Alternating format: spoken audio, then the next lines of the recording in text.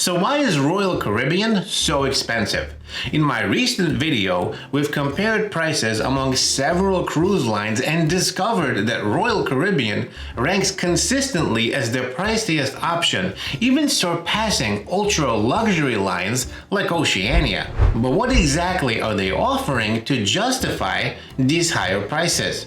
Are the passengers receiving superior service, better cuisine, access to more exclusive destinations, top-tier entertainment, or maybe nicer ships? In short, this answer might surprise you because it's not necessarily about providing unparalleled luxury or amenities. In the words of their CEO, they're charging you more because they can. And by the way, if this is your first time here, my name is Tom Sunday. I make weekly cruise videos, and if you're into that, I'll be thrilled if you hit the subscribe button. Royal Caribbean occasionally tests the waters with public announcements to gauge customer reactions to potential changes, such as their recent proposal to introduce charges for pizza at Sorrento's, the onboard pizza restaurant that's located on most Royal Caribbean ships.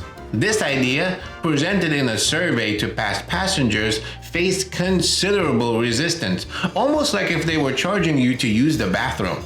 Such changes where complimentary and popular services are monetized are often met with a lot of pushback. They highlight a broader trend, rising prices across various aspects of the cruise experience. Indeed, Royal Caribbean has increased prices of venues like Playmaker Sports Bar and many specialty restaurants. Additional expenses such as Wi-Fi, excursions, various drink packages have all seen upward adjustments. Furthermore, the total cost of the cruise has risen by more than 30% in many cases. However, Royal Caribbean's use of variable pricing can sometimes obscure these changes, making them less obvious to passengers. While cruise pricing typically operates with some degree of opacity, Royal Caribbean CEO Jason Liberty recently addressed this issue candidly during the company's second quarter earnings call, a move that might not sit well with some of the cruise line's clientele. When Royal Caribbean resumed sailing from the US in July of 2021 after a 15-month COVID-related hiatus, both capacity and demand were limited. For several months, cruise fares remained relatively affordable compared to land-based vacations, partly due to the lingering virus concerns. Now, passengers' load factors have returned to pre-pandemic levels, with newer ships consistently sailing at near full capacity. Consequently, cruise prices have rebounded, often exceeding pre-pandemic levels. During the earnings call, Liberty openly discussed this pricing dynamic. And I quote, "I think what has surprised us in our ability to continue raising prices with the demand consistently exceeding our expectations. Prices have reached significantly higher levels than in previous periods." Now, newer ships typically command higher fares and are contributing to this trend. Royal Caribbean's forthcoming Icon of the Seas, a groundbreaking vessel, has been setting new pricing records. Following suit, Utopia of the Seas, which is an Oasis-class ship, will soon embark on 3- and 4-day cruises from Port Canaveral. Sales and pricing for these new ships, as well as the recently launched Wonder of the Seas, have been robust. But Liberty emphasized that the new ships are just one aspect of the company's strength. And I quote again, "While there's an undeniably tremendous demand for our new ships, Icon has not only met but exceeded our highest expectations. However, it is crucial to recognize that the appeal extends beyond the new hardware. Our like-for-like offerings continue to perform exceptionally well and are on a growth trajectory." Liberty also outlined several factors contributing to Royal Caribbean's ability to command higher prices.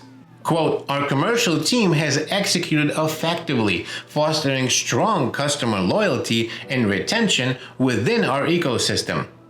This, combined with overall value proposition relative to land-based vacation, has provided significant momentum in our ability to increase prices." So what do you think about this? I'd love to hear your thoughts down below. As for my take on this, it appears that the CEO attributes their ability to charge higher prices to effective marketing and customer retention efforts. He thinks people will stay loyal to Royal. However, not everyone may agree with him. Personally, I've sailed exclusively with Royal Caribbean in the past, but my last cruise during the pandemic has led me to explore other options. I've found better value with their competitors, often at lower cost. Apart from marginally better entertainment and larger ships, Royal Caribbean hasn't offered me much more than any other cruise line. In fact, their recent cost-cutting measures, such as additional charges for various services and reductions in food and service quality, has lowered the overall cruise experience and value. Especially considering the significant debt Royal Caribbean has incurred from building massive ships like the Icon of the Seas, which cost about $2 billion, and Utopia of the Seas, which was around $1.2 billion, being one of the most expensive cruise lines without any substantially added value, might eventually actually catch up with them. Considering that they'll have to pay back the $3.2 billion that they spent just on 2 of their new ships, as well as that $10 million salary that Jason got just last year, I think eventually this will catch up with them. They're not going to be able to lower the prices because their debt is going to be too high. And what do you think is going to happen when the passengers realize this and start looking elsewhere for better value? It's not going to be good news for Royal Caribbean. As always, I'd love to hear what you have to say about this in the comments down below. Thanks so much for watching. I'll see you in the next video.